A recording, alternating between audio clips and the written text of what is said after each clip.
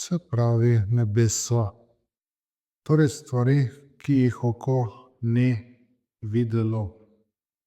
Tema nebesa nas zahteva nekoliko previdnosti, lahko tvegamo, da jih banaliziramo. Tem vprašanju, kaj so to nebesa, kaj je to raj, začne begati, divjati naša domišljija, skušamo misliti na najlepšo resničnost, ki si lahko predstavljamo, na podobe, ki smo si jih ustvarili kot otroci, na skoraj pravljično resničnost, na bele oblake, na vratarja svetega Petra z belo brado na vhodu, šopom ključ v roki. Po drugi strani pa nimamo več elementov od tega. Dante Alighieri je skušal to opisati v Božanski komediji in danes je samo še nekaj takih oglasov na televiziji, kot recimo, da so meni za lavazzo kavo in tako naprej, ne? Določeni igralci italijanski in take stvari. Če bi povprečnega kristjana vprašali resno, kaj so to nebesa, bi našli kar precej zadrege. So take zelo izmaličene te ideje, kaj so to nebesa dandanes. Obstajajo take, ki so si o tem ustvarili neko dolgočasno, nelogično podobo, ne. Zdaj bom navedel seveda tudi dva slavna pisatelja, ampak vemo tudi recimo kantavtor, ne, se pravi Iztok Mlakar, ne, ki vse nekaj pomeša med sabo, ne, če že govorimo o narečjih in tako, ampak vendarle nekatere stvari ima dobre, ampak tukaj, kadar govori o nebesih, je prav tako v smislu neke dolgočasnosti, neka taka podoba, ne. Se pravi, eden je rekel: "Raj, za Božjo voljo, upajmo, da se mu bomo izognili, to mora biti smrtno dolgočasno." Namreč Thomas Mann. Verjamem, da se kristjani motijo. Edina stvar, ki me zares straši, je ta njihova grožnja, da bomo živeli večno. To je pa rekel en Jorge, ampak ne Bergoglio, nego Borges. Tako da Argentinec ravno tako, ampak pisatelj, ne, tako da Matej dobro pozna te stvari, ker ste imeli veliko tudi v šoli verjetno, ne, tako da. V teh stavkih torej se pojavlja ta resnica. Tisti, ki to govorijo, ne vedo, o čem govorijo. Ne vedo torej, kaj so zares nebesa. In če pomislimo, da obstaja na milijone ali celo še več ljudi, ki so 20 stoletij celo darovali svoja življenja, da bi si zaslužili ta nebesa, na milijone mučencev za nebeško kraljestvo, ki so imeli čisto drugo podobo, ne. To, pravi sveti Pavel, kar oko ni videlo, uho ni slišalo, kar človeku ni nikoli prišlo v srce, je Bog pripravil tistim, ki ga ljubijo. Torej Sveto pismo, sveti Pavel v tem primeru, je precej realistično, verodostojno kot tako imenovani pametni ljudje tega sveta ali inteligenca ali še kako drugače se jim reče, saj ni važno. Torej, oni nimajo najmanjšega pojma, o čem govorijo, ampak vendarle govorijo. Torej, resničnost, ki presega našo domišljijo, neizmerno presega še bolj naše znanje, oko tega ni videlo, uho ni slišalo, zato se ne da o tem s človeškimi kategorijami razglabljati kot kak znanstveni ali filozofski traktat, argument in tako naprej. Tisti, ki vodijo svoje razmišljanje naprej iz idej v svojih glavah, tisti gotovo se motijo, ne. Treba paziti neke stvari, ne, zato ker ponavadi človek danes, ponavadi se zgodi tisto, da namesto da bi živeli tako, kot mislijo, ne, se pravi, da bi bila neka miselnost, prava miselnost podlaga, ne, začnejo misliti tako, kot živijo, ne. To se zgodi, ne. To je več takih mislicev reklo in imajo prav. Se pravi, če gremo iz tega, potem se bomo gotovo zmotili.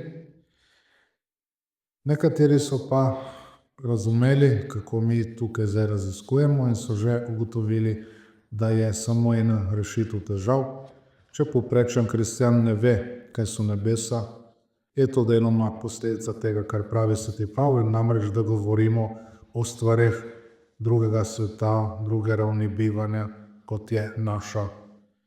Deloma pa tudi posplošene dvojne nevednosti samega kristjana, nepoznavanje svetega pisma, pa čeprav po trditvah zadnjih 60 let bi morali vsi kristjani v nulo poznati sveto pismo, ne, če tako rečemo po domače, posledično pa, ker ne poznajo svetega pisma, čeprav bi da morali.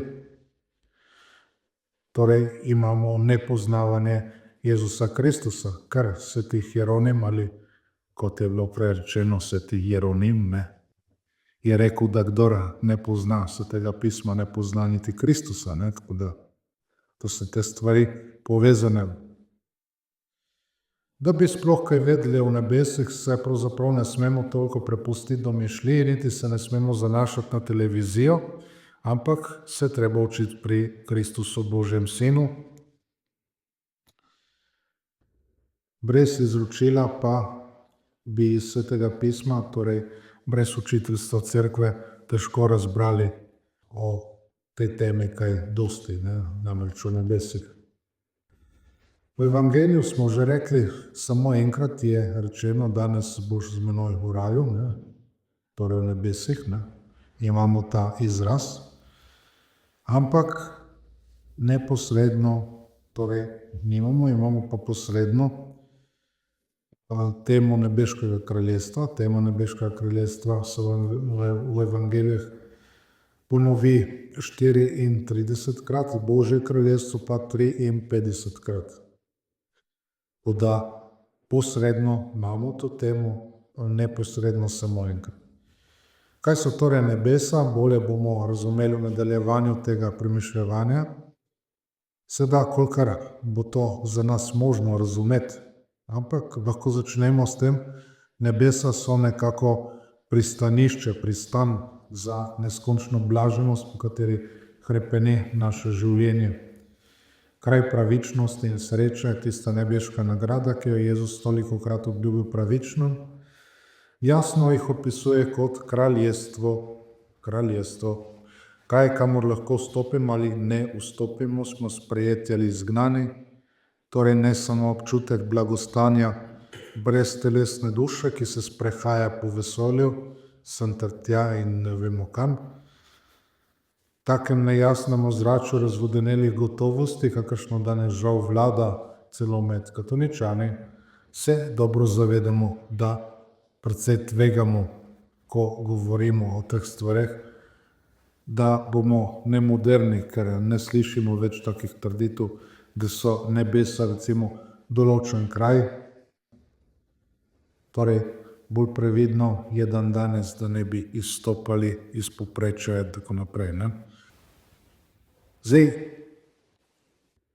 Jezus Kristus nam je razodel neomajno in z nekaj znanja nebesa kot kraljestvo, smo rekli, in sicer pripravljeno vse od začetka, od stvarjenja sveta. Kje je to kraljestvo? Tam, kjer je Bog, seveda, ne, v najvišjem predelu nebes in ascenzi, se pravi na višavah, ne. Tako pojejo angeli na božično noč. Evangelij nam v svojih držah ravnanjih pokaže, da Jezus, kadar želi nagovoriti očeta, povzdigne oči k nebu in tudi ljudi uči moliti z besedami: Oče naš, ki si v nebesih. Po drugi strani pa bi, če bi hoteli preveč spraševati o tem kraju, skušali izluščiti njegovo zemljepisno širino, dolžino, da tako rečemo, bi izgubili čas. Nebesa so seveda kraj, ampak hkrati velja, da nam Gospod, ko nam govori o nebesih, ne daje nekih lekcij iz astronomije ali toponimije, se pravi krajeslovja in tako ne, ampak nas uči to resnico in nas uči te resnice, ki so koristne za naše zveličanje. Porablja naš jezik iz omembo višav nebes, nebesnih prostranstv, izraža neke ideje o veličini, neizmernosti, brezmenem dihu zunaj človeških omejitev, lepoti, ki presega zemeljske lepote in vse take podobne zadeve. To so pač predstave, so alegorije, ampak vendarle nam nekako pomagajo nekaj razumeti, kakšna bi bila resničnost nebes. Janez Zlatousti pravi, da se ne bi preveč osredotočili na podrobnosti, ki bi nas lahko odvrnile od resničnega zanimanja, torej pravi takole: ne sprašujmo, kje so nebesa, a raje upajmo, da jih bomo dosegli. Ena taka zanimiva podoba je svatovsko oblačilo.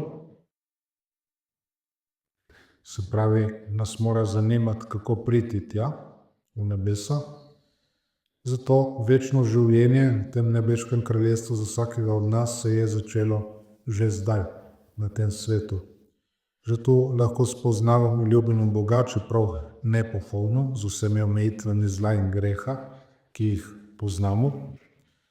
Ampak to spoznanje, ko bo prišlo do polnosti na onem svetu, bo končni cilj, neprekosljiva želja vsakega življenja, tudi zdaj ga dojemamo zelo omejeno. Eni bolj, drugi manj in tako. Jezus, ko začne po svetem Marku oznanjati, pravi: spreobrnite se, kajti nebeško kraljestvo se je približalo. To so torej te prve besede ob nekako javnem delovanju, kakšno je njegovo poslanstvo med ljudmi, bližina nebeškega kraljestva, ampak tudi nujna zahteva za dostop do njega, namreč naše spreobrnenje. In treba je zmeraj povezati, tudi, se pravi, Janez Krstnik je tukaj še zraven, oznanjal je krst pokore. Se pravi, mora biti pokoren, mora biti zadoščevanje, mora biti post, mora biti vse te stvari. To nam pravi Janez Krstnik in potem pride spreobrnenje in potem že nekako vstopamo v to zadevo, nebeško ali Božje kraljestvo in tako naprej.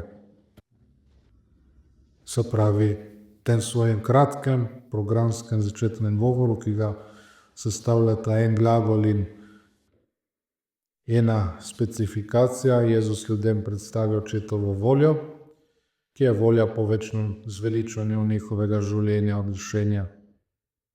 Nebeško kraljestvo se je približalo, odpira se vam, na nek način. Izvirnik pokaže, da ne gre za to, da so blizu, ampak nedosegljiva ta nebesa, ampak da nas vedno spremljajo, da so se v določene meri že začela, da so že tukaj, ampak ne še v polnosti. Torej, tej očetovi volji mora ustrezati naša volja, da bi bili zveličani, naša osebna volja, da bi stopili v to kraljestvo. Bog ljubi vsakogar, ampak nikogar ne sili. To smo videli. Ni mogoče nadomestiti potrebe po našem spreobrnenju, torej spreobrnite se, metanoite, se pravi metanoja, se pravi preko razuma, bi rekli, oziroma onkraj razuma. Meta se pravi onkraj razuma, onkraj človeškega razuma je treba iti, za spreobrnenje. To pomeni, se pravi, pravzaprav spoznanja, tudi lahko rečemo, v eni strani, povezano s tem razumom in tako. Onkraj tega treba obrniti zadeve, iti v drugo smer, ali pa iti proti navzgor. Se pravi, Božje usmiljenje v današnjem času, spet smo tukaj. Ne moramo to nadomestiti na mesto tega, kar smo rekli. Spreobrnenje se zahteva. Oče je dober, ampak njegova ljubezen, zato ker je resnična, je tudi zahtevna. Zahteva globoko priznanje njene brezplačnosti, posledično to, da se napravimo primerne, dostojne, vredne tega daru. Nebesa niso naša zasluga, človek je to možnost že izgubil. Se odločil, da se bo emancipiral, bi rekli danes, ne? Da se bo torej odvrnil od Boga. Se pravi, zato zdaj je potrebna pot spreobrnenja in povratka, da bi človek šel in se zavzel za to večno Božjo voljo našega občestva z njim. To nam govori Jezus, ko uporabi primerno obleko, ki je potrebna za poročno gostijo, torej predpogoj za dostop do te gostije. Pripoveduje o kralju, ki pripravi gostijo za poroko ovce svojega sina, povabi različne ljudi, ampak ko pride, da bi videl, kateri gosti so tam, vidi nekoga, ki ne nosi svatovskega oblačila, pravi: prijatelj, kako si lahko prišel sem, kaj brez svatovskega oblačila? Ta pa je molčal. Tedaj je kralj ukazal služabnikom: zvežite mu roke in noge ter ga vrzite v temo, tam bo jok in škripanje zobmi. Torej, Kristus ne govori o nekih bontonskih protokolih, ampak primerna obleka je ustrezna priprava. Človek mora biti vreden tega povabila. Zdaj, finta v tem, da takrat so tem ljudem dali oblačilo. Torej, ta mojster se ni hotel obleči tisto oblačilo. Zdaj, če dam primer, recimo, kadar sva šla z nečakom v Zadar, sem mu rekel: ti se moraš tako in tako obleči, da bova šla lahko pogledati tudi stolnico pa tako naprej, ker kljub vsemu take stvari ga zanimajo in je ubogal. Ko smo bili pa z njegovim očetom in njegovo sestro v Grčiji, sem pa njegovi sestri, torej moji nečakinji, rekel isto stvar, ko smo šli v en samostan, sem rekel: da te ne bo zeblo in ti bojo morali dati še kaj za se obleči. Pa seveda ni poslušala in potem je bila jezna, ker je dobila neko tako haljo, kot so imele stare mame ponavadi. Dobro, vsaj rokave si je dala, ampak saj vemo, kako dandanes so te stvari. Tako ko so te zadeve, pač, če se ne posluša.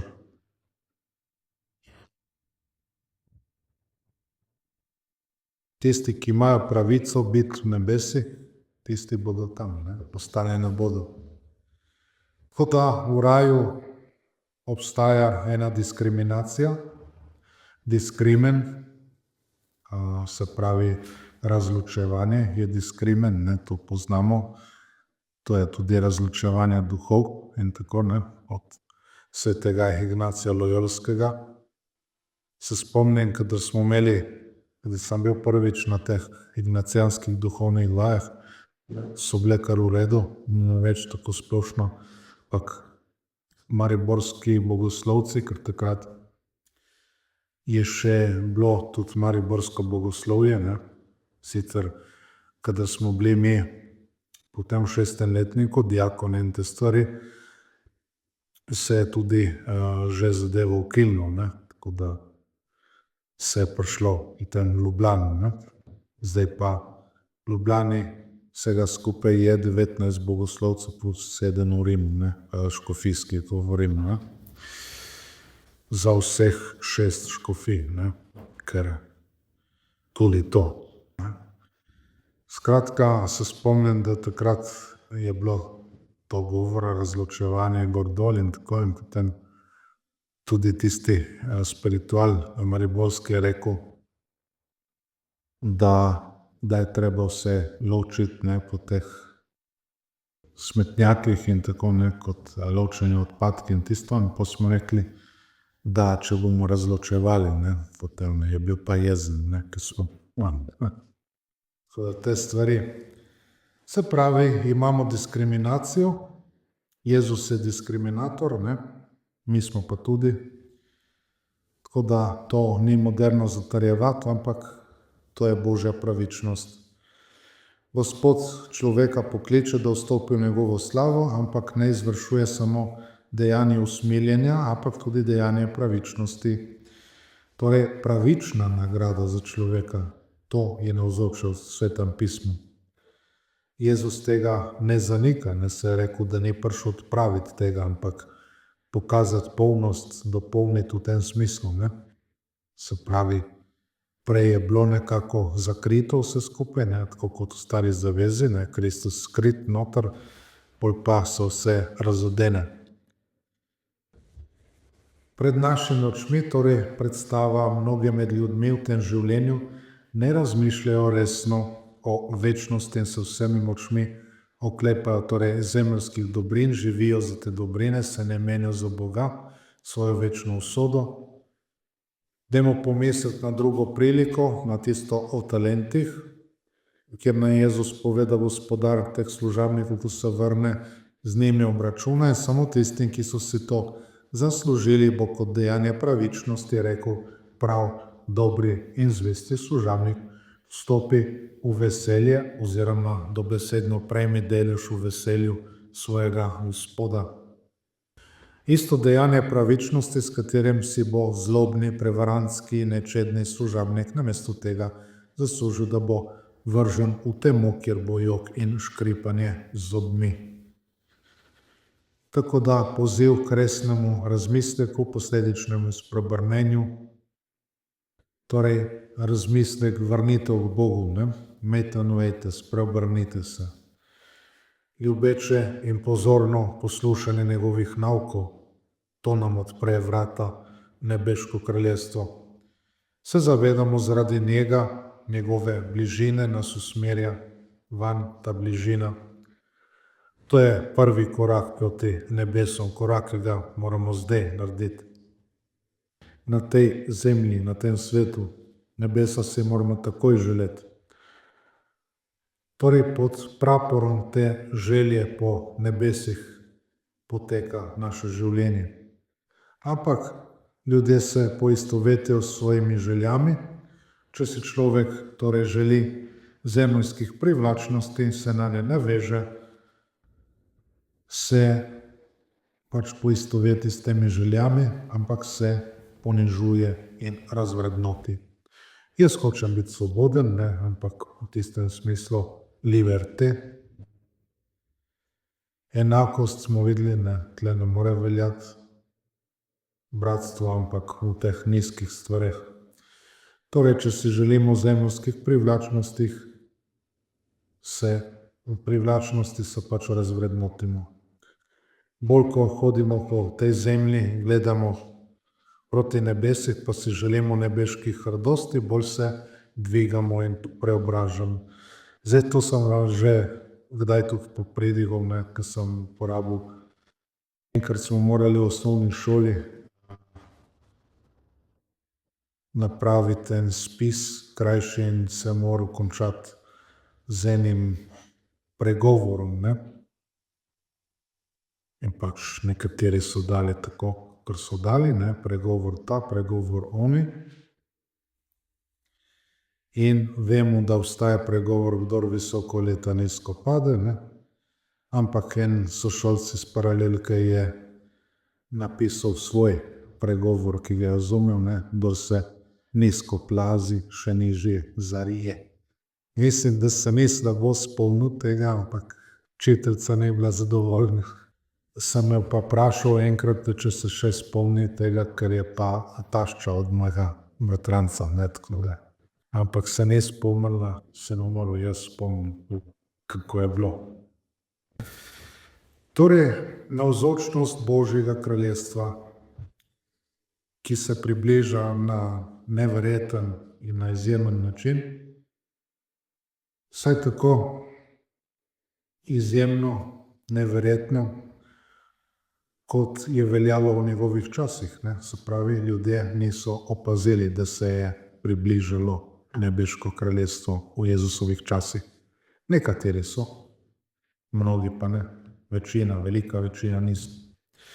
Evangelij pravi, Jezus se je čudil njihovi neveri, začuden nad tem, kako ljudje niso opazili te navzočnosti med njimi. Posebna bližina, o kateri je govoril, Božja navzočnost med ljudmi.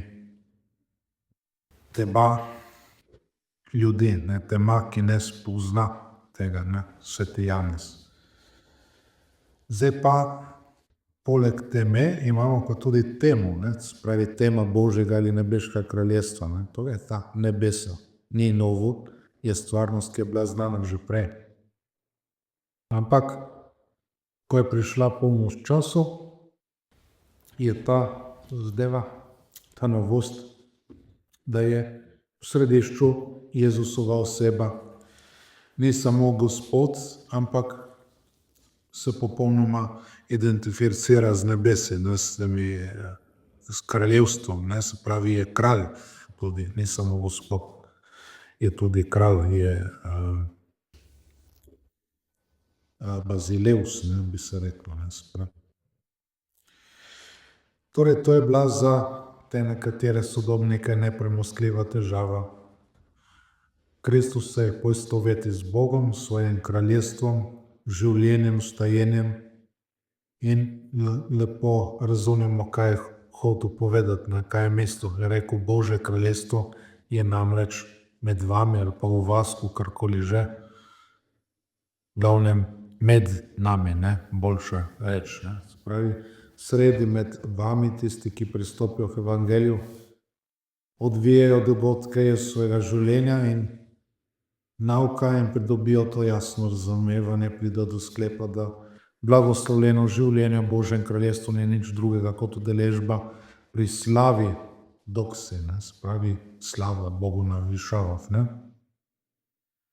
In na zemlji mir ljudem, ki so v njegovi volji, bi lahko rekli, ker ta dobra ali dobra, vse lahko se tako reče. Volja je seveda Božja volja, oziroma Božja milost. Se pravi, tisti, ki so njegovi milosti, tisti so tudi v njegovi slavi. To je zelo enostavno povedano. Nam pravi sveti Janez, povedali smo njegovo oziroma njeno, če rečemo beseda, če rečemo logos, če rečemo Božji sin, je njegova slava kot očetovega edinorojenega sina, polnega milosti in resnice. Tako da sveti Janez se nanaša na ta dogodek, ki mu je bil priča skupaj z bratom Jakovom in s Petrom, spremenjenje na gori. Trije apostoli, najbližji Jezusovi prijatelji, iz 12 so poklicanih iz zemlje izkušnje, 6 dni pozneje, torej 6 dni po oznanilu o križu, trpljenju in smrti, Jezus poda prvič to in potem 6 dni kasneje gredo ti trije na goro, na visoko goro, da bi razumeli, čemu je bil ta križ, torej namen tega. Vidijo Jezusa, spreminja svoj videz, preobraziti, to pomeni metamorfein, se pravi spremeniti svojo obliko, v smislu, da se presežeš, spet meta, greš onkraj, greš izven meja svoje podobe, namreč človeške podobe. To je ta jezik, ki izhaja iz naravnih resničnosti, kot je vzpon na goro, torej govori o velikih resnicah. Ti ljudje so prišli do tako tesnega odnosa z Bogom, ampak zato jih je moral Jezus vzeti in jih ponesti gor, vzeti iz nižave in ponesti gor. Si lahko predstavljamo vzhodno ikono, ne, kako vleče iz grobov Adama in Evo in tako naprej. Spravi, to tudi mi potrebujemo. Ni samo neko zgodovinsko dejstvo, seveda je zgodovinsko dejstvo, to se je zgodilo, ampak tudi naš duhovni načrt. Bog bo moral povzdigniti naše naravne moči, da bomo mogli nositi, tega zdaj še ne morete nositi, je rekel apostolom, ne? In okusiti Božji sijaj v nebesih, sijaj, ki se tistega dne za nekaj minut zasvetil na Kristusu samemu. Na telesu in na njegovem obrazu, ne, oblačila in obraz. Opis ubogih učencev osupljiv, sijoč obraz, oblačila kot luč, obraz svetal kot sonce, jasno nimajo izrazov, s katerimi bi to bolje opisali, kar so vedeli. Pojavita se Mojzes in Elija, torej imamo občestvo svetih, človeka, ki sta seveda umrla pred stoletji, ampak počaka, ki se sedaj pokažeta kot živa, sijeta, prav tako se pogovarjata z Jezusom. Apostoli doživljajo nebeško blaženost, vidijo Jezusa v njegovi veličastni podobi, vidijo svetnike, slišijo očetov glas. To videnje Boga in druženje vseh, ki smo jih ljubili na zemlji, ustvarita to občestvo ljubezni, globoke, intimne povezanosti. Tukaj predstavlja to svetal oblak, čigar objemu so vsi znajdejo potopljeni, in potem se oglasi seveda tudi očetov glas. Oblak, ne, to moramo zmeraj pomisliti na Božjo navzočnost tudi v Stari zavezi, ne. Šekina, tukaj je zakrita podoba tudi Svetega Duha, namreč vedno je Sveta Trojica navzoča, ne. Ni nikdar sam Božji sin, zmeraj Oče in Sveti Duh zraven, ne. Tako da tukaj se še dodatno razodene, ali pa Jezusov krst imamo tudi, ne, spet Sveta Trojica in tako, ne. Torej, učenci se ne bi hoteli vrniti z tega, Peter pravi, zakaj ne bi ostali tukaj. On je bil ta priča na Taboru in utemeli vse to, kar oznanja kasneje, prav na tem, kar je doživel, kar je videl. Ne zato, ker bi se, pravijo, prijeli izmišljenih bajk, ko smo vam oznanili močen prihod Gospoda našega Jezusa Kristusa, ampak smo na lastne oči videli njegovo veličino. Ko je namreč prejel od Boga Očeta čast in slavo, mu je ob veličastnem sijaju prišel glas: Ta je moj ljubljeni sin, nad katerim imam veselje. In ta glas, ki je prišel iz nebes, smo mi slišali, ko smo bili z njim na Sveti gori. Tako je za nas preroška beseda še trdnejša in prav ravnate, če pazite na njo, kakor na svetilko, ki sveti na temnem kraju, dokler ne zasije dan in ne vzide denica v vaših srcih. To je torej, kot smo rekli, naša vera, naše upanje in tako, ni več potrebno kasneje, ne?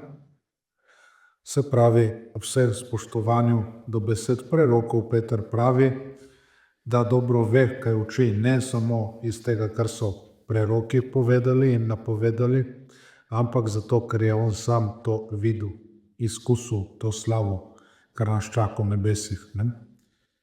To, vidite, je izročilo, ne. Kar so oni sami videli, slišali, doživeli in to, ne, to nam oni prinašajo. Zato oni nam pravijo, ne tisto, ali veruješ v nebesa, ne.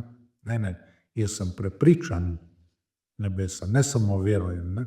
Jaz sem do to siguran, ne, to bi moralo biti. Svetniki so bili gotovo sigurni in tako, ne. Tako da, vse te stvari. Torej, tam padejo vse spet tančice, ki nas ločujejo od pogleda na Boga, in videli ga bomo takšnega, kakršen je, mislim, kolikor bo možno za nas, ne. Še zmeraj bo precej vzvišen, ne, nad nami, ampak vendarle bomo imeli više spoznanja. Ne. Preljub je, pravi sveti Pavel, zdaj smo Božji otroci, misli Janez najprej, zdaj smo Božji otroci, se še ni razodelo pokazalo, kaj bomo, vemo pa, da bomo, ko se bo razodel, podobni, saj ga bomo videli takšnega, kar še je. In potem Pavel, ki pravi, da zdaj vidimo kot v ogledalu zmedeno, potem pa bomo videli z oči v oči. Pravi, spoznavam nepopolno, potem bom spoznal popolnoma, kakor sem bil tudi sam spoznan. Tako da mi smo podoba stvarnika, potem pa ta stvar, ki se razdena kasneje. In potem tudi še vnaprej izvoljeni v Kristusu, to zlasti sveti Avguštin, ki je mogoče oznanil. Se pravi, Pavel govori na vsaki strani svoje knjige praktično, oziroma svojih pisanj in tako, vnaprejšnja izvolitev vsakega človeka v Kristusu. Kaj to pomeni biti naprej določen, očetov načrt združiti svojo besedo s človeško naravo, je isti načrt, ki pomeni neločljivo zvezo med božanskostjo in človeškostjo. Torej, to je ta načrt. Predvideva, da v tem njegovem edinorojenem sinu bo množica ustvarjenih bitij uvedena v skrivnost njegovega božjega življenja, bo postala deležna tega istega življenja. Bog izvoli pokliče na svojo desnico svojega sina Jezusa, ne kot osamljenega privilegiranca, ki ne želi biti udeležen pri nobeni od teh stvari, teh svojih privilegijev in tako naprej, ampak on je prvorojenec med mnogimi brati. Veličastni Gospod seveda vključuje poveličanje vseh zveličanih. To sta dve različni perspektive neskrbnosti, ki je od vekov skrita v Bogu. Bog v svojem sinu Jezusu nikdar ni razmišljal kot ločenem od ljudi. Zato sveti Pavel govori o tej neločljivi edinosti. Govori o eni same resničnosti, ki tvori kakor eno samo telo. To je resničnost cerkve. In potem tudi, kadar je poroka, se to bere. Ne? To moramo razumeti. Torej, resničnost cerkve, ki Kristus je glava, poglavar, vsi krščani v Kristusu pa kot členi udje, ki tvorijo njegovo telo. Glava brez telesa in telo brez glave bi bile pošast, seveda mrtva tudi in tako naprej. Tako tudi Kristusa ni mogoče ločiti od njegove lastnine. Kristus brez cerkve bi bil glava brez telesa, prepričljiva podoba, s katero nam Pavel pove, kako neločljiva je ta zveza med nami in Kristusom in posledično, kako naravno je, da tam, kjer je glava, da je tudi telo, da so udje. Tako da s križem, stajenjem, Jezusovim nebohodom je človeštvo že odrešeno v svoji glavi. Tega se ne more več znebiti, ne more se ločiti svoje glave. Seveda, posamezniki pa kakor želijo. Zdaj, načeloma pač Kristusovo telo, torej cerkev, se ne more več ločiti od svoje glave. Zdaj pa, kdor se odloči, da gre ven, tisti pač se loči od tega, se sam za to odloči. In tako se razume to extra ecclesia nulla salus. Sicer je bila tista fora, da sta se v zakristiji srečala eden od bratovščine svetega Petra in od bratovščine svetega Pija. In potem gresta moliti v cerkev in potem ta bratovščina svetega Pija desetega, da bo nekako končal svojo molitev in potem mu reče, ta Petrus mu reče, prosim, ne id ven z cerkve. To so te podobe. Spravi in v Kristusu je potem kot že v Abrahamu, ko je bilo izrečeno ta izvolitev in tako že v Abrahamu smo bili izvoljeni in tako naprej, to nam pove. Ne? Ampak Abraham je gledal naprej, mi gledamo nazaj, ne? Torej križ, vsi ti dogodki, vstajenje, nebohod, mi se oziramo pa nazaj. Zakaj? Zato, ker Bog je seveda nad časom, ne. Kadar je ustvaril svet, takrat je čas začel, ne, ta ustvarjeni čas, torej, ne. Se lahko tudi reče, ne, v začetku, ko je Bog začel ali pa ko je Bog ustvaril nebo in zemljo, ne, skratka imamo ta čas. Tukaj je poslanstvo, resničnost cerkve.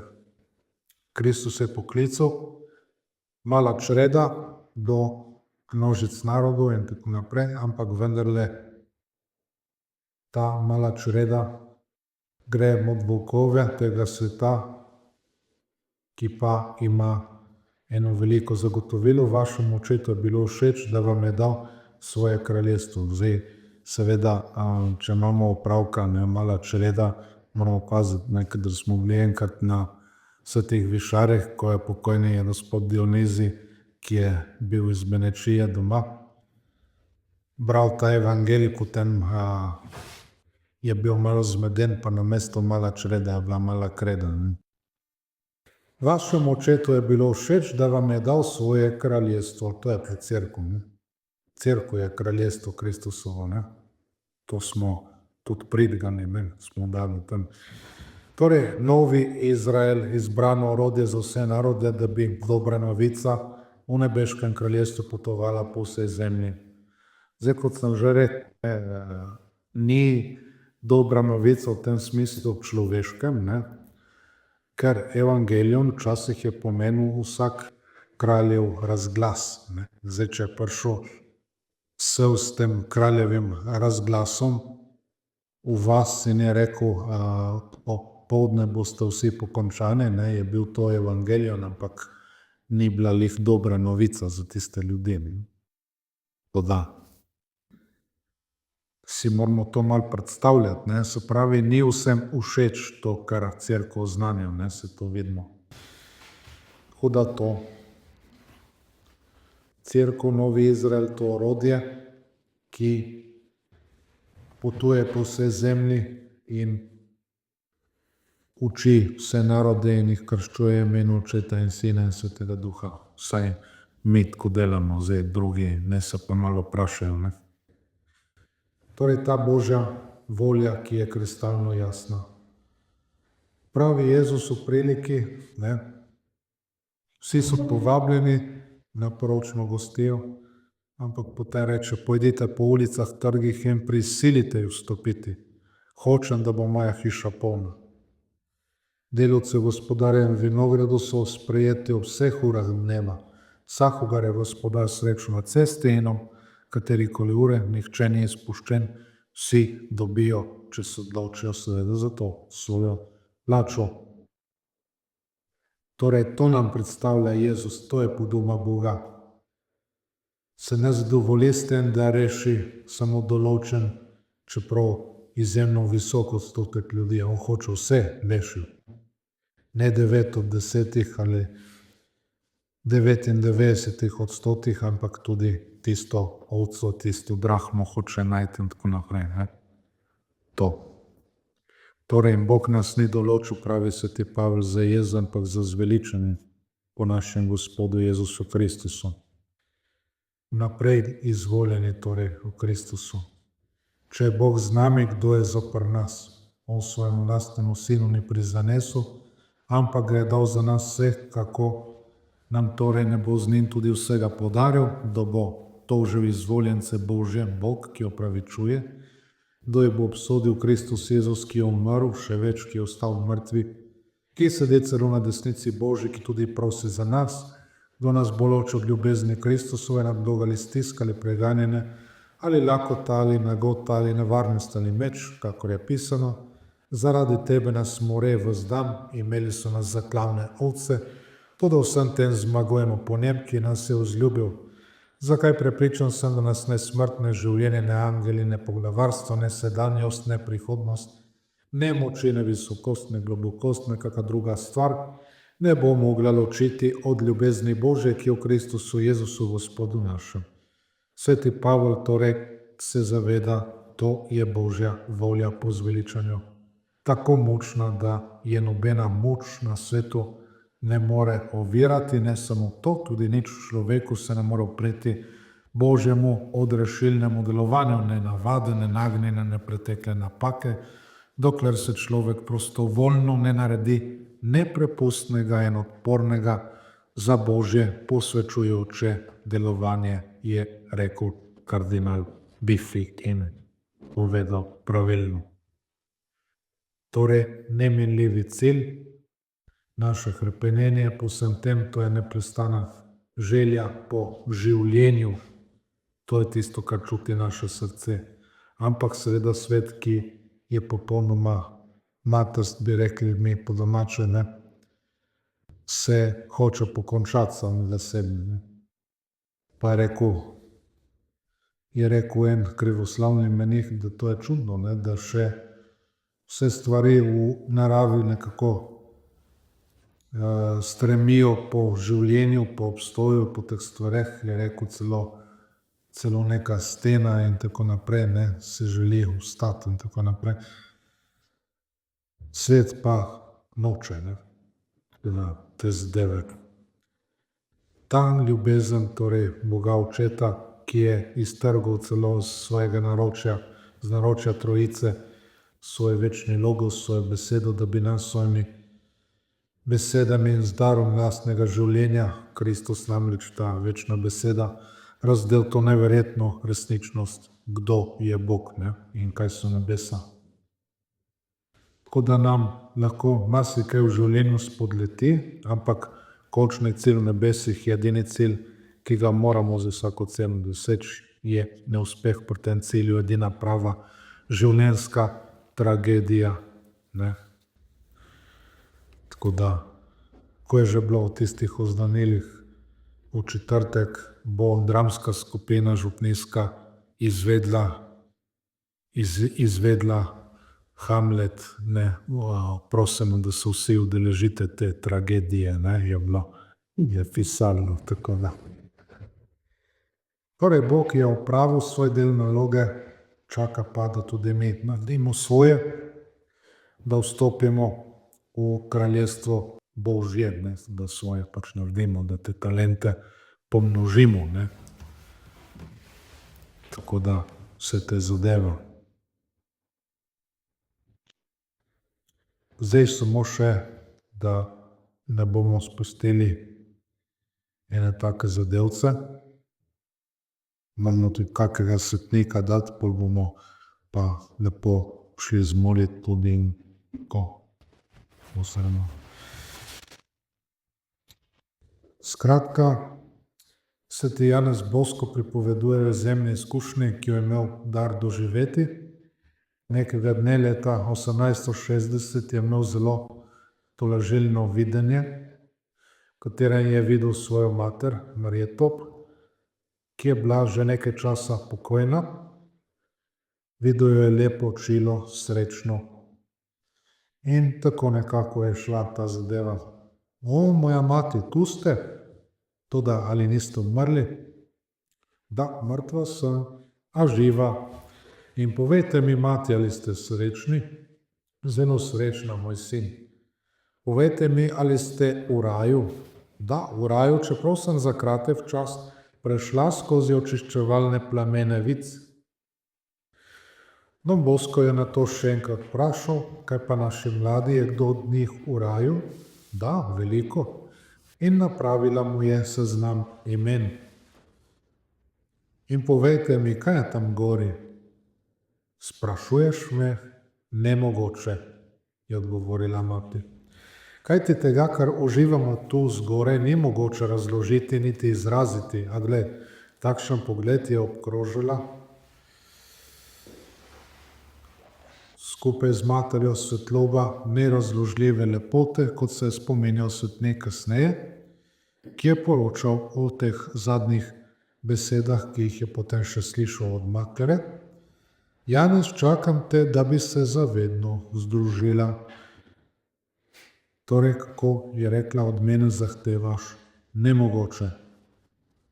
Torej, to je to stanje nezmožnosti opisati, govoriti, povedati stvari, ki na noben način jih ni mogoče opovedati, opisati in tako dalje. Torej, nemogoče. Sveti Tomaž Akvinski, ki je imel tudi potem videnje, je rekel, vse tisto, kar sem napisal, je slama proti temu, kar sem videl. To ne pomeni, zdaj moramo skoriti vse knjige od Tomaža Akvinskega, kot bi v sodobni cerkvi radi povedali. Se pravi, sveti Tomaž Akvinski je enako slama, daleč od tega, ampak je hotel reči, tisto je sicer dobro, kar sem napravil, ampak kaj je to proti temu, kar sem doživel, kot bi rekel sveti Ignacij Lojolski, kot kaj je to proti večnosti. Zdaj pustimo, da ne bomo ob tej uri falili v latinščini, si boste pogledali sami, ker zdaj bom že marsikakšno tako iz ust